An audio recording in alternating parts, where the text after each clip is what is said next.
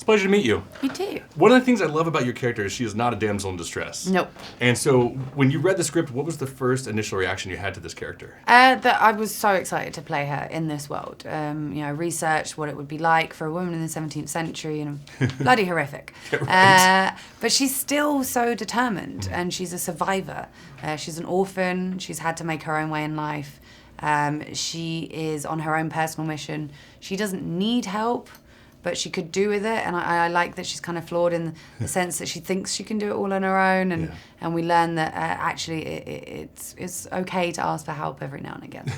What was the most difficult scene to film? Probably the sequence when we're underwater, because we shot that over the time about 3 weeks in a big blue warehouse, and we didn't see daylight, and we were soaking wet constantly, and it did get quite miserable towards the end.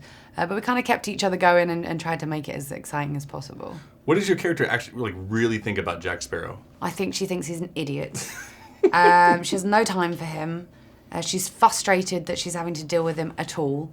And I think she probably thinks he smells really bad as well. Probably. Yeah. I think that's probably legit. Why do you think people resonate with pirate films? Why do they flock to them? I think because of the adventure. It's about, being on the open ocean and going into the horizon and exploring different places and different adventures and different cultures. And I think we'd all like to do that if we could. We'd all like to kind of just take a year off and go see the world a bit. One of my favorite things of the film is the names of the ships. Mm-hmm. And if you had your own ship, what would you name it? I would call it the Arnie, because that's my dog's name. That's a good one. Yeah, and he's a French bulldog, so I'd have like ears shaped on the bows. It would have to have a tongue hanging out the front of it, too. Yeah, exactly, yeah.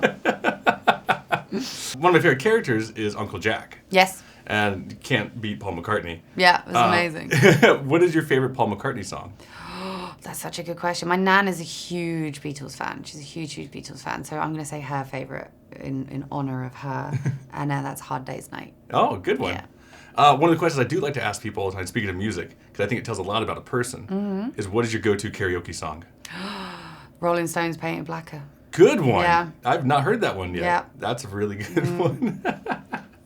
When you found out that you got this role, like, how did it happen? Like, was it a phone call? Was it? I'd auditioned a bunch, and I'd gone and met with Brenton, and we'd done a chemistry read, which was really cool, and we kind of worked together on the scenes and bounced off each other really well, and it got me really excited because I thought we could really create something cool together. Yeah. And then I got the phone call. I was in New York, and I just got back from another job.